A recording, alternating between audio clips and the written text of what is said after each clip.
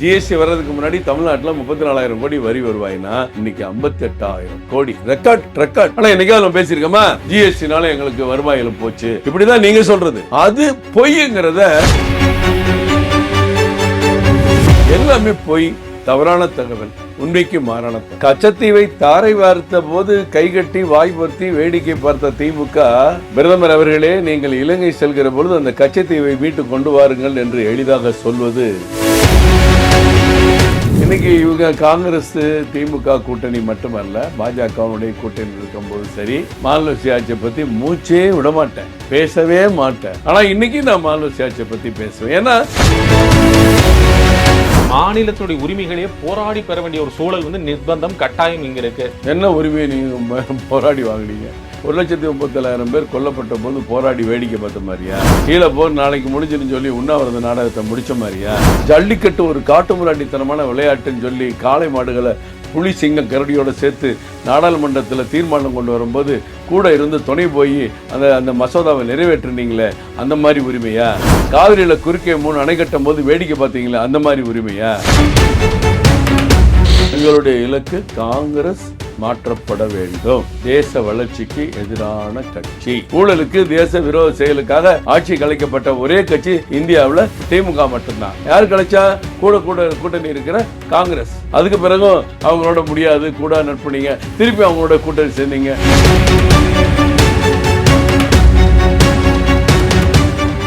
Doctor MGR பல்கலைக்கழகம் ஆரணி வளாகம் இப்போது மாணவர் சேர்க்கை நடைபெறுகிறது. Benz Media Private Limited ACS Arunkumar வழங்கும் கேங்கர்ஸ் ஏப்ரல் 24 முதல் உலகமெங்கும். வணக்கம்.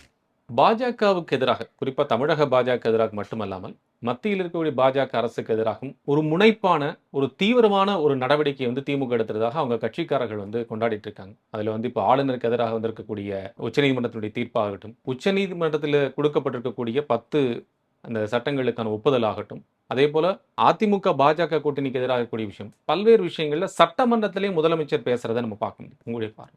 இது ஒரு திட்டமிட்ட ஒரு கட்டமைப்பு உருவாக்குறது. பாஜகவுக்கு எதிராக, மத்திய அரசுக்கு எதிராக தமிழக மக்களுடைய மனநிலையில மாற்றத்தை ஏற்படுத்தணும். ஏதோ அவர்கள் நம்மை தமிழகத்தை வஞ்சிக்கிறார்கள் என்று பொய்யான தோற்றத்தை உருவாக்க வேண்டும் என்பதுதான் முதலமைச்சருடைய நோக்கம். அது திமுக அவருடைய நோக்கம். அதை அவர் சிறப்பாக செய்கிறார். வாழ்த்துக்கள். ஏன்னா கச்சத்தீவை தாரை வார்த்த போது கைகட்டி வாய் பொருத்தி வேடிக்கை பார்த்த திமுக, பிரதமர் அவர்களே நீங்கள் இலங்கை செல்கிற பொழுது அந்த கச்சத்தீவை மீட்டு கொண்டு வாருங்கள் என்று எளிதாக சொல்வது ஒரு வேடிக்கையான எதிர்ப்பு இல்லையா? அதற்காக சட்டமன்றத்தில் தீர்மானம் போடுவது ஒரு வேடிக்கை இல்லையா? எல்லாரும் ஒத்துக்கிட்டாங்க சட்டமன்ற. காங்கிரசும் திமுகவும் கூட்டணியில் இருந்தபோது கொண்டு வரப்பட்டது நீட்டு. இந்த நீட் எப்படி நடைமுறைப்படுத்தப்பட்டது, இந்தியா முழுவதும் எப்படி நடக்கிறது?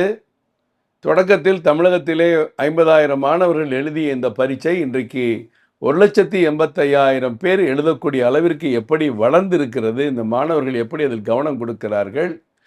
இது பாஜகவினுடைய கொள்கையில் உருவான பரீட்சை அல்ல, மத்திய அரசு திட்டமிட்டு அறிமுகப்படுத்திய பரீட்சை அல்ல என்று தெரிந்தும் நீட்டுக்கு எதிராக தீர்மானம் போடுவது, நீட்டை நாங்கள் முதல் கையெழுத்திலே காலி செய்வோம் என்பது, அதற்காக கையெழுத்து இயக்கம் நடக்குவது, அதெல்லாம் ஒன்றும் ஆகவில்லை என்று தெரிந்த பிறகு மீண்டும் நீட்டுக்கு எதிரான தீர்ப்புகள், மசோதாக்கள், இதையெல்லாம் செய்வது ஒரு திட்டமிட்ட செயல் அல்லவா? இப்படி மத்திய அரசு மீது குறை சொல்ல வேண்டும் என்ற ஒரே நோக்கத்தோடு புது திட்டங்களை ரூம் போட்டு யோசிக்கிற மாதிரி முதலமைச்சர் அவர்கள் கூட இருக்கிற குழுவினர் ரூம் போட்டு யோசிச்சு இப்ப கொடுத்துட்டு இருக்காங்க. மாநில சுயாட்சியை பற்றி இப்ப திடீர்னு பேசுறாங்க. உதாரணத்துக்கு வச்சுக்கிறோம், திமுகவினுடைய அடிப்படை கொள்கை அதில் பார்த்தீங்கன்னா மாநில சுயாட்சி, மத்தியில் கூட்டாட்சி, இதெல்லாம் பாட்டு, டைலாக்கு, மீட்டிங்லலாம் நம்ம நிறைய கேட்டிருக்கோம். இன்னைக்கு இவங்க காங்கிரஸ் திமுக கூட்டணி மட்டுமல்ல, பாஜகவுடைய கூட்டணி இருக்கும்போது சரி, மாநில சுயாட்சியை பற்றி மூச்சே விட மாட்டேன், பேசவே மாட்டேன். ஆனால் இன்னைக்கு நான் மாநில சுயாட்சியை பற்றி பேசுவேன். ஏன்னா ஐட்டம் வேணும்ல, ஐட்டம் நம்பர் 1, 2, 3, 4, அதுக்கடுத்து டீலிமிட்டேஷன். இந்தியாவில் இருக்கிற எந்த மாநிலத்துக்கும் இருக்கக்கூடிய இடங்கள் குறைய போறதில்ல. அமித்ஷா அவர்கள் ரொம்ப தெளிவாக சொன்ன பிறகு கூட டீலிமிட்டேஷனுக்காக இந்த நாடே ஒன்று சேர வேண்டும், உருவெடுக்க வேண்டும், அதற்கு கூட்டம் போடணும், முக்கியமான பல மாநில முதலமைச்சர்களெல்லாம் அழைத்து கூட்டம் போடணும், சட்டமன்ற கட்சி கூட்டத்தெல்லாம் போடணும் ஒரு வேடிக்கை கட்டுறாங்கல்ல. இதெல்லாம் ஒரு திட்டமிட்ட அரசுடைய நடவடிக்கை கட்டளை. வேடிக்கைன்னு சொன்னா எப்படி இருக்குன்னு நீங்க சொல்லுங்க. நிச்சயமா வேடிக்கை தான். இப்ப நீங்க வரிசை அடுத்தடுத்த குற்றச்சாட்டுகள் சொன்னீங்க. இப்ப நீட் தேர்வை பத்தி சொன்னீங்க. நீட் தேர்வு காங்கிரஸ் அரசியல் அமல்படுத்தினது யாருங்கிற கேள்வி வருது. யார் அமல்படுத்தினாங்க? மாணவர்கள் இங்க இருக்கக்கூடிய பல்வேறு சிக்கல்களை சந்தித்து வருகிறார்கள். மாணவர்களுக்கு தேவையான விஷயங்களை கொடுத்து கொண்டிருக்கக்கூடிய சூழ்நிலையில எண்ணிக்கை அதிகமா இருக்குன்னு சொன்னீங்க. நிர்பந்தத்தின் பேர்ல எண்ணிக்கை அதிகமா இருக்கு. அப்படிதான் திமுக காரர்களுடைய வேற வழி இல்ல, நாங்க எழுதுறோம். நிர்பந்தத்துல யாராவது எழுதுவாங்க? இம்ப்ளிமெண்ட் பண்ணிட்டீங்க. 12th வந்து இப்போ முடிச்சதுக்கு அப்புறம் 12th நிர்பந்தம் மார்க் எடுக்கவே மாட்டோம். அதுக்கப்புறம் வந்து நிர்பந்தம் எம்பிபிஎஸ் பிடிஎஸ் போகணும்னா வேற வழி இல்ல. அப்புறம் நீட் எக்ஸாம் எழுதித்தான் ஆகணும். நிர்பந்தங்கிறது இல்லைங்க.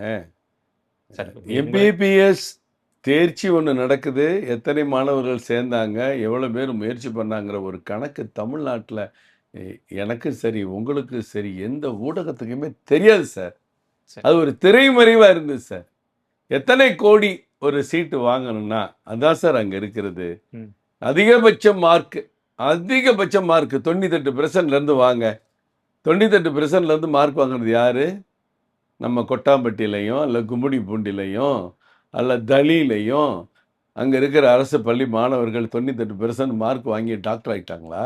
ம். நீங்கள் விரல் விட்டு எண்ணிடலாம். 5 பேர் 6 பேர். சரி. கடந்த ஆண்டு அப்ப நீட் தேர்வு வேண்டாம்னு சொன்னாங்க. 646 பேர் கடந்த ஆண்டு வந்திருக்காங்க. ம். இப்போ தான் உண்மையிலே அந்த மருத்துவ படிப்பு என்பது மாணவர்களுக்கு ஒரு கனவாக இல்லாமல் ஏழை அரசு பள்ளி மாணவர்கள், இன்னும் சொல்லப்போனால் சமூக நீதியின் அடிப்படையில் அவங்க மருத்துவராகிறது இப்போ தான் அந்த 4-5 வருஷமாக நம்ம பார்த்துட்ருக்கோம். முதல்ல தருமபுரி, கிருஷ்ணகிரி, நாமக்கல் மாவட்டங்களில் இதுக்குன்னே பள்ளிக்கூடங்கள் இருக்கு. அவங்க +1 நடத்த மாட்டாங்க. நேரடியாக +2 உனக்கு பரீட்சை எழுதி டாக்டர் ஆயிடுவான், நீ இத்தனை லட்ச ரூபா கட்டு அப்படின்னு மருத்துவக் கல்லூரிக்கு போகிறதுக்கு முன்னாடியே ஒரு கட்டணத்தை செலுத்திட்டு அங்கே அந்த தேர்வை மட்டும் +2 மட்டும் எழுதி பாஸ் பண்ணி நிறைய மார்க் வாங்கி டாக்டர் ஆகிறது தான் வரலாறு. ம். இப்போ தான் மாநிலம் முழுவதும் எல்லா பகுதியிலையும் இதற்கான தேர்வை மாணவர்கள் எழுதுகிறாங்க. அதனால தான் எண்ணிக்கை கூடியிருக்கொழிய இதில் நிர்பந்தங்கிறதுக்கு இடமே இல்லை. நம்மளும் முயற்சி பண்ணலாம். நம்ம நல்லா படிச்சு எம்பிபிஎஸ் படிச்சு போகணும், அந்த மருத்துவ படிப்பை படிக்கணும் அப்படின்னா நிச்சயமாக தேர்வு எழுதணும். இந்த தேர்வு எழுதினா மட்டும்தான் நம்ம உள்ளே இடம் கிடைக்கும். அதிலும் குறிப்பிட்ட மதிப்பெண்ணு கிடைச்சாகணும். அந்த மார்க் கிடைச்சா மட்டும்தான் நான் உள்ளே செல்ல முடியும் அப்படிங்கிறது. இப்போ நீங்கள் சொல்றீங்க 1.5 லட்சம் பேர் தேர்வு எழுதுறாங்க. ஆனால் இந்த 1.5 லட்சம் பேர்ல எத்தனை பேருக்கான வாய்ப்புகள் கிடைக்கிறது அப்படிங்கிற ஒரு பெரிய கேள்வி இருக்குல்ல. நீங்கள் 50 லட்சம் பேர் எழுதினாலும் தமிழ்நாட்டில் 9,000 பேர் தான் இடம். ம். வாய்ப்பை பற்றி நீங்கள் தலைகளாக யோசிக்கிறீங்க. அந்த 9,000 பேர் ஏன் யாரும் முன்னாடி பரீட்சை எழுதும் போது மட்டும் எழுதுற எல்லாருக்கும் கிடைச்சிருச்சா? ம். 8 லட்சம் +2 மாணவர் எழுதுனா 8 லட்சம் டாக்டர் வந்துருவாங்களா? இல்லை மருத்துவ படிப்புக்குன்னு 3 லட்சம் பேர் ஜுவாலஜி பாட்டனி படிச்சுட்டு எழுதுனா அந்த 3 லட்சம் பேர் டாக்டர் ஆயிடுவாங்களா? ம். இந்த ரூமில் எத்தனை சேர் இருக்கோ அத்தனை சேரில் தானே உட்கார முடியும். சரி. இப்படிலாம் நம்ம உள்டாவா யோசிச்சு மக்கள்கிட்ட மாணவர்கள்ட்ட அவங்க முயற்சிக்கு அவங்களுடைய தன்னம்பிக்கைக்கு ஒரு பின்னடைவை தான் நம்ம ஏற்படுத்திட்டு இருக்கோம். தமிழ்நாட்டில் எத்தனை சீட் இருக்கோ அத்தனை சீட்டு தானேங்க டாக்டர். வேலிடான பாயிண்ட். எத்தனை பேர் இருக்காங்களோ அத்தனை பேர் இருக்கணும். ஆமா. ஆனா அந்த எத்தனை பேர் அந்த இருக்கக்கூடிய சீட்டுக்கு எத்தனை பேர் வராங்கங்கிற ஒரு கணக்கு இருக்குல்ல சார். அடேங்கப்பா 85,000 பேர் பாஸ் பண்ணியிருக்காங்களா? ம். இருக்கிற 9,000 சீட்டுக்கு 85,000 பேர் பாஸ் பண்ணியிருக்காங்க. அதில் 12,000 பேர் தமிழ் எழுதுனவங்க பாஸ் பண்ணியிருக்காங்க. உங்களுக்கு என்ன குழப்பம்? அது ஒரு பிரச்சனை. இவங்க அது ஒரு அரசியலாக்குறாங்க. எங்களுக்கு அதை பற்றி கவலையே கிடையாது. மத்திய அரசுக்கு கவலை இல்லை. உச்சநீதிமன்றத்தின் அறிவுறுத்தலை எல்லா மாநிலத்திலையும் 2014 தொடங்க ஆரம்பித்தது. 15 எழுத ஆரம்பித்தாங்க. நம்ம மாநிலத்தில் முன்னாள் முதல்வர் அம்மா அவர்களும் மேற்கு வங்காளத்தில் இருக்கிற மம்தா பானர்ஜி அவர்களும் எங்களுக்கு 1 ஆண்டு கால அவகாசம் வேணும்னாங்க. அதையும் அவங்க கால அவகாசம் கொடுத்தாங்க. 2016 தேர்வு வருது. இது நம்ம ப. சிதம்பரம் மனைவி அவர்கள் கூட துணைவியார் அம்மா போய் வாதாடி கண்டிப்பாக நீட் வேணும் அப்படின்ட்டு ஒரு உத்தரவு ஆனாங்க. வேலூர் சிஎம்சி மருத்துவக் கல்லூரியிலேருந்து வழக்கு போட்டாங்க, எங்களுக்கெல்லாம் விதிவிலக்கு கொடுக்கணும். அதுவும் கோர்ட் இல்லைன்றுச்சு. அதுக்கு பிறகு பல வழக்குகள் தோல்வி அடைஞ்ச பிறகு நீட் எல்லா ஊர்லையும் நடைமுறைப்படுத்தப்படுது.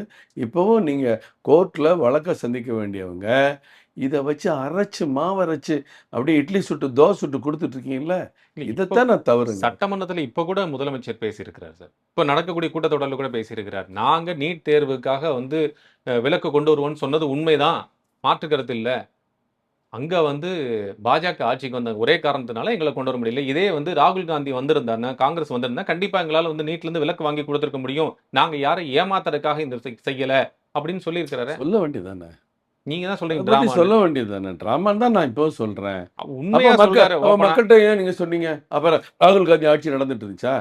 வந்தால் ஆட்சி அப்ப நீங்க சொல்லணும்ல, நாங்கள் ஆட்சிக்கு வந்தால் சொல்றீங்கல்ல. மத்தியில் ஆட்சி நாங்கள் ஆட்சிக்கு அப்படி வந்தால் சொல்லல. செய்யலாம்னு சொன்னோம். மத்தியில இங்க திமுக தான் சொன்னாங்க, ஆமா, திமுக தான் சொன்னாங்க. மத்தியில சொல்லல. மத்தியில ஆட்சிக்கு மத்தியில் வந்தா ராகுல் காந்தி சார் 2024 உங்களுக்கு நல்லாவே தெரியும். 2024 அவங்க வந்து தேர்தல் அறிக்கையில கொடுத்திருக்காங்க. நீட் தேர்வு ஒழிக்கும். எப்படி வர முடியும்? காங்கிரஸ் கூட்டணியில அவங்க இருக்காங்க. இங்க இருக்கக்கூடிய சரி, அப்ப அது கூட்டணி தெரியும். அங்க இருக்க சரி, அப்ப அது இந்தியா தெரியும். கூட்டணியில அப்ப இருக்காங்க. அது தெரியாம எதுக்கு முதல் கையெழுத்துனாங்க?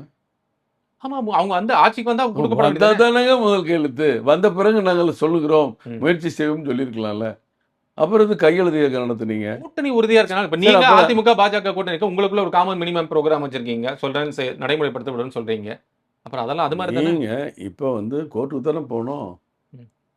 கையெழுத்து இயக்கம் ஏன் நடத்துறீங்க? சட்டப்பட நடவடிக்கை எடுக்கப்பட்டது. கையெழுத்து இயக்கம் ஏன் நடத்துறீங்க? 30 லட்சம் பேர்ட்ட வாங்கிட்டு 50 லட்சம் வாங்கிட்டு கையெழுத்து இயக்கம் நடத்தினார்ல உதயநிதி ஸ்டாலின். எல்லா கட்சி தலைவர்கள வீட்டுக்கு போய் ஆஃபீஸுக்கு போய்லாம் கையெழுத்து வாங்கி பெட்டியில் போட்டுக்கிட்டு இருந்தாங்கல்ல. அப்போ அதெல்லாம் ட்ராமா தானே. நீட் உங்களுக்கு தேர்வு நல்லா தெரியும். நீட் தேர்வுக்கு எதிராக சட்டமன்றத்திலே தீர்மானம் நிறைவேற்று ஆளுநருக்கு ஒப்புதலுக்காக அனுப்பப்பட்டு அது குடியரசுத் தலைவருக்கு அனுப்பி வைக்கிறார். அதெல்லாம் வழக்கமான ஒண்ணுங்க. நடக்காத நான் நடக்குவேன். அதுக்குதான் சார் உங்க கையில இப்ப என்ன கேள்வி? உச்சநீதிமன்றம் வந்து இப்போ சார் இப்ப என்ன கேள்வி? ம். உன்னால முடியாது, நீ முயற்சிப்போன்னு சொன்னா, நான் வந்த உடனே நான் முதல் கையெழுத்துன்னு எப்படி சொன்னேன்? அதுதான் இங்க பிரச்சனை. அப்ப மக்களை ஏமாத்துறது தானே. வந்த உடனே செய்யணும். இப்ப 4 வருஷம் கழிச்சு மறுபடியும் தீர்மானம். எத்தனை வட்டம் தான் தீர்மானம் போடுவீங்க? நடக்கட்டும். அது உரிமைகளை மாநிலத்தினுடைய உரிமைகளையே போராடி பெற வேண்டிய ஒரு சூழல் வந்து நிர்பந்தம் கட்டாயம் இங்க இருக்கு. அந்த நம்பிக்கை தான் நாங்க இருக்கிறோம். அப்பட்டமான பொய். என்ன போய் என்ன உரிமையை நீங்க போராடி வாங்குனீங்க? கச்சத்தீவை தாரை வார்த்த போது போராடின மாதிரியா?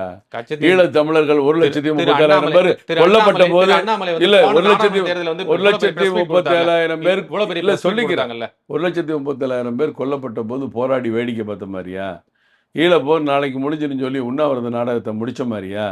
ஜல்லிக்கட்டு ஒரு காட்டுமிராண்டித்தனமான விளையாட்டுன்னு சொல்லி காளை மாடுகளை புலி சிங்கம் கரடியோட சேர்த்து நாடாளுமன்றத்தில் தீர்மானம் கொண்டு வரும்போது கூட இருந்து துணை போய் அந்த அந்த மசோதாவை நிறைவேற்றினீங்களே, அந்த மாதிரி உரிமையா? காவிரியில் குறுக்கே 3 அணை கட்டும் போது வேடிக்கை பார்த்தீங்களே, அந்த மாதிரி உரிமையா? எந்த உரிமையை பற்றி நீங்கள் பேசுகிறீங்க? கடந்த 10-12 முல்லை பெரியாறில் அணையினுடைய உயரத்தை உயர்த்த வேண்டும் சொல்லி இதுவரைக்கும் நம்ம தமிழக மக்கள் விவசாயிகள் போராடிட்டு இருக்காங்களே, பினராயி விஜயனை பல தடவை கட்டி பிடிக்கிறீங்களே, இதை பற்றி என்னைக்காவது பேசியிருக்கீங்களே? அதை வேடிக்கை பார்த்த மாதிரியா? காவிரியில நம்முடைய தமிழகத்தினுடைய நீர்வளத்துறை அதிகாரிகள், நீர்வளத்துறை செயலாளர் வந்து ஒவ்வொரு தடவை காவிரி மீட்டிங் நடக்கும்போது உள்ள டெல்லிக்கு போறாங்க. காவிரியினுடைய இந்த கூட்டுக்குழு கூட்டத்தில் என்னைக்காவது நம்முடைய வாதம் நிறைவேறாம போயிருக்கா? ஒவ்வொரு முறையும் நமக்கு திறந்து விடணும் அப்படின்னு தான் அவங்க கூட்டுக்குழு கூட்டத்தில் சொல்றாங்க. ஆனா திறந்து விட நடவடிக்கை எடுக்கிறாங்களா? அப்ப நம்ம எங்க தோத்துட்டோம் நீங்க சொல்றீங்க? நீங்க அதிகாரமாக ஒப்பந்தத்தை ரீதியாக இல்ல, எல்லா நடவடிக்கையுமே எடுக்கப்பட்டது. 1920 ஒரு ஒப்பந்தத்தை நம்ம ஏன் ரெனியூவல் பண்ண விட்டீங்க? ம். திமுக அரசு தானே விட்டாங்க. அந்த ஒப்பந்தம் இருந்திருந்தா இன்னைக்கு நமக்கு பாதுகாப்பு தானே. ஏன் விட்டுட்டு வேடிக்கை பார்த்தாங்க?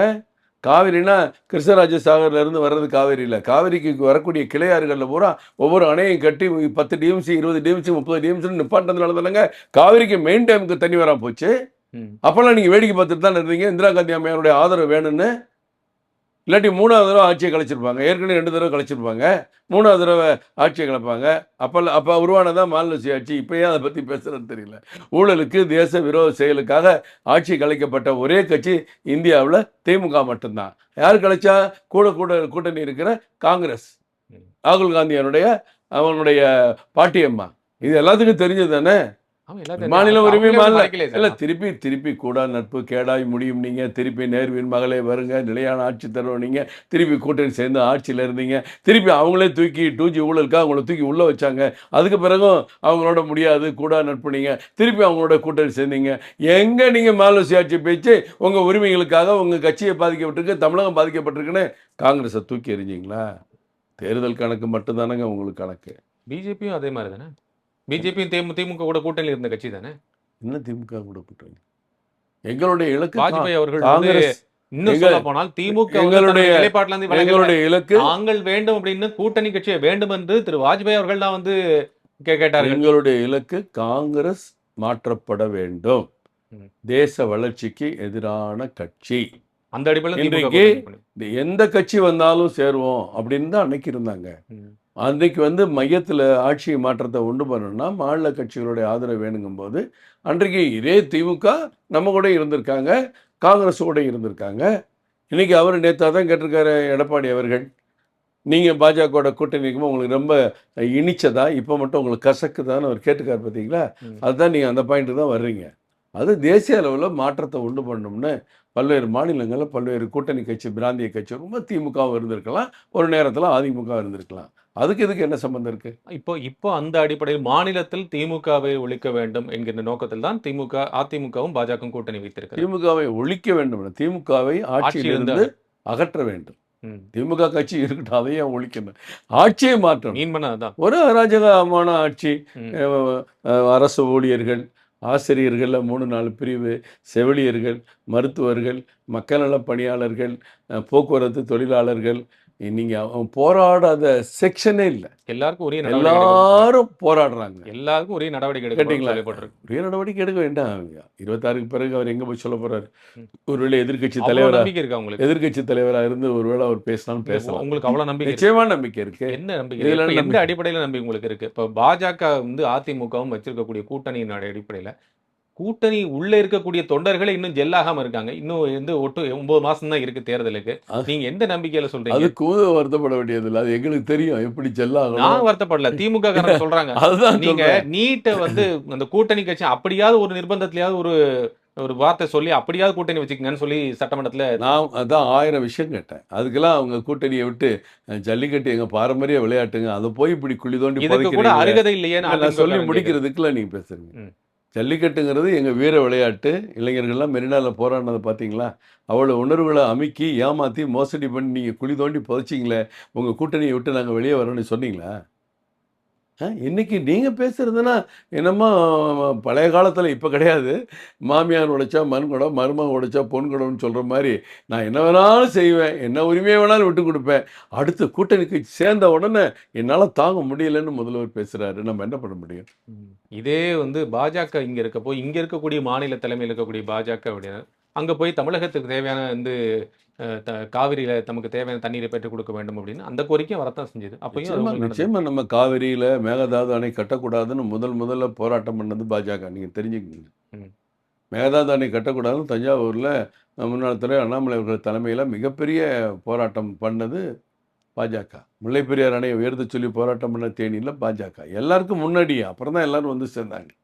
என்ன தமிழகத்தின் உரிமையை தமிழக பாஜக எந்த காலத்திலையும் விட்டு கொடுக்காது. நீங்கள் தமிழகத்தின் உரிமை போகுதுன்னு போய் சொல்கிறீங்க. இப்போ உதாரணத்துக்கு ஒரு விஷயம் சொல்கிறேன், ஏன்னா குமுதம் முக்கியமான சேனல். இப்போ பட்ஜெட்டு 2025-26 தங்கம் தென்னரசு அவர்கள் பண்ணார். ஒரு இடத்துலையும் மத்திய அரசு நிதி ஆதாரத்தை கொடுக்கவில்லை, எங்களுக்கு நிதி கொடுக்கவில்லை எங்கேயுமே சொல்லலை. மொத்த பட்ஜெட்டு 4,31,000 கோடி. அதில் கடன்லாம் கழிச்ச பிறகு 340 தான் வருது நம்ம கணக்கு. அந்த 340க்கு மத்திய அரசுடைய பங்கு வரி வருவாய் 58,300 கோடி, கிராண்ட்ஸ் மூலம் வர்றது 23,000 கோடி, மொத்தம் 81,000 கோடி மத்திய அரசு கொடுக்குது. நல்லா தெரிஞ்சுங்க. அந்த 81,000 கோடி மத்திய அரசு, இந்த 3,40,000 கோடி பட்ஜெட்டில் மத்திய அரசுடைய பங்கு 81,000 கோடி தமிழக பட்ஜெட்லன்னு எந்த பத்திரிகைக்கும் அவங்க செய்தி கொடுக்கல. அதை ஒரு எங்கேயும் பாராட்டலை. பிரதமருக்கு நன்றி சொல்ல, பிரதமருக்கு வேண்டாம், மத்திய அரசுக்கு, பிரதமரும் மத்திய அரசுடைய தலைவர் தானே, நன்றி சொல்லலை. ஆனால் அதில் ஒரு வாசகம், PM ஸ்ரீ பள்ளிக்கூடத்தில் நமக்கு கிடைக்காத அந்த ஃபண்டு 2,150 கோடியை நாங்கள் கேட்கவில்லை, அதை தமிழக அரசுடைய நிதி ஆதாரத்திலிருந்து நாங்கள் சமாளித்து கொண்டோங்கிற அந்த 2,150 கோடி சமாளிக்கிறத மட்டுமே சொல்லிய 81,000 கோடி இந்த பட்ஜெட்டில் வந்திருக்கு. தமிழக அரசுடைய பட்ஜெட் நிதிநிலை அறிக்கை பார்த்தீங்கன்னா பாக்ஸில் போட்டிருப்பாங்க, தமிழ்நாட்டுடைய வருவாய் எவ்வளவு, நெக்ஸ்ட் கிராண்ட்ஸு, நெக்ஸ்ட் மத்திய அரசு வருவாய் 34,000 கோடி. ஜிஎஸ்டி வர்றதுக்கு முன்னாடி தமிழ்நாட்டில் 34,000 கோடி வரி வருவாய்னா இன்னைக்கு 58,000 கோடி. ரெக்கார்ட். ஆனால் என்னைக்காவது நம்ம பேசியிருக்கோமா ஜிஎஸ்டினால எங்களுக்கு வருவாயில் போச்சு? இப்படி தான் நீங்கள் சொல்கிறது, இது மாதிரி தான் நீங்கள் சொல்கிறீங்க. எங்களுக்கு இழப்பு வந்துருச்சு, எங்களுக்கு இதனால் நஷ்டம்னு நீங்கள் சொல்கிறீங்கல்ல, அது பொய்ங்கிறத மக்கள்கிட்ட கொண்டு வர்றது கஷ்டமாக இருக்குது. நிறைய ஊடகங்கள் அதை வச்சிருது, பெண்ணுங்களை அமைக்க வைக்கிறது, சொல்கிறத போடாட்டி கேபிளில் டிவியில் வராது, சொல்கிறது போடாட்டி விளம்பரம் வராது அப்படின்னு சொல்லி ஏமாத்துறாங்க. என்ன பண்ணலை, எல்லா திட்டங்கள்லையும் மற்ற மாநிலங்களை விட தமிழக அரசுக்கு முன்னுரிமை கொடுக்குறோம். இப்போ 100 நாள் வேலை திட்டத்தில் 3 மாதம் பணம் லேட் ஆகுது, உடனே பெரிய போராட்டம், அதற்காக திமுக போராட்டம். க்ளீனாக முன்னாள் அண்ணாமலை சொன்னார், நம்மை விட 2 மடங்கு ஜனத்தொகை இருக்கக்கூடிய உத்தரப்பிரதேசத்தில் 38,000 கோடி கடந்த ஆண்டு கொடுத்துருக்கு. தமிழ்நாட்டில் 39,000 கோடி. ஐயோ வரல. எல்லாமே பொய், தவறான தகவல், உண்மைக்கு மாறான தகவல். இதை நம்ம என்ன செய்ய முடியும்? பேசுகிறவங்க பேசிக்கிட்டே இருக்க வேண்டியது. இப்போ நீங்கள் கேட்குறீங்கள, நம்ம உரிமையை இழந்துட்டோம், உரிமை போச்சு நீங்கள் சொல்கிறீங்க. எல்லா உரிமையும் இருக்குது. நானும் இந்தியாவில் தானே இருக்கேன். இந்தியாவில் இருக்க எல்லா மனிதனுக்கும் இருக்க உரிமை நமக்கு இருக்குல்ல, உங்களுக்கு இருக்குது, எனக்கு இருக்குல்ல. சட்ட ரீதியாக இருக்குது, நீதி ரீதியாக இருக்குது, போக்குவரத்து இருக்குது. அங்கே வந்தே பாரத்தில், இங்கே வந்தே பாரத், அங்கே புதிய விமான நிலையம், இங்கே புதிய விமான நிலையம், அங்கே புதிய துறைமுகம், இங்கே துறைமுகம், அங்கே ஹைவேஸை விட இங்கே நம்ம ஊரில் அதிகம். பல நகரங்களில் ஃபஸ்ட்டு பெட்ரோல் ப்ராஜெக்டே முடியாமல் இருக்குது. நம்ம செகண்ட் தேர்டு அறிவிச்சிருக்காங்க. கோயம்புத்தூர், மதுரை அறிவிச்சிட்ருக்காங்க. அப்படி புது விமான நிலையங்கள் அறிவிக்கப்பட்டிருக்கு. 100 நாள் வேலை திட்டத்துக்கு மட்டும் 71 லட்சம் பேருக்கு நம்ம 100 நாள் வேலை திட்டத்தில் சம்பளம் கொடுக்குது மத்திய அரசு நேரடியாக. 22.5 லட்சம் விவசாயிகளுக்கு ஆண்டுக்கு 6,000 ரூபா நேரடியாக பணம் போயிட்டு இருக்கு. என்ன நீங்கள் வீடு கட்டு திட்டத்தில் 13 லட்சம் வீடு கட்டுறதுக்கு மத்திய அரசு உதவி பண்ணியிருக்கு. என்ன இல்லை, ஆனால் இல்லைன்னு சொல்லுவீங்க. முழுக்க அரசியல் பார்வையில் அவங்க பேசுகிறாங்க. டாக்டர் எம்ஜிஆர் பல்கலைக்கழகம் ஆரணி வளாகம் இப்போது மாணவர் சேர்க்கை நடைபெறுகிறது. Benz Media Private Limited ACS Arunkumar வழங்கும் கேங்கர்ஸ் ஏப்ரல் 24 முதல் உலகமெங்கும்.